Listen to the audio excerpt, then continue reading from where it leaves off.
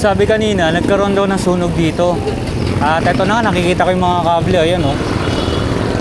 Ayun nga, ang daming kableng putol. Aray ko. Ayan. Dito nagsala-salapat. Ayan. Nasaan na sila? Ayun o, ang dami o. Mismong posting na sunog.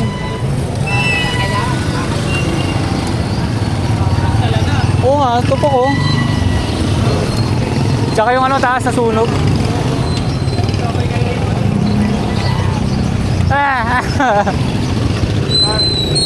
Okay. Okay, pre.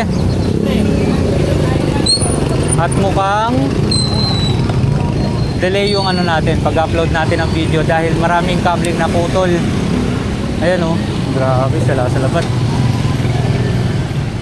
So, ayun. Ang sabi ni Romy kanina, kahit maikabit nila yung connection nila, hindi naman agad may babalik ang internet dahil dun sa supplier nila, putol din ang connection. Same as nung kuryente.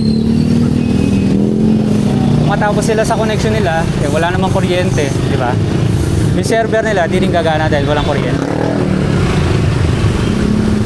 O yun. Buti hindi ganun kalala ang sunog, napula agad. Thank you Lord.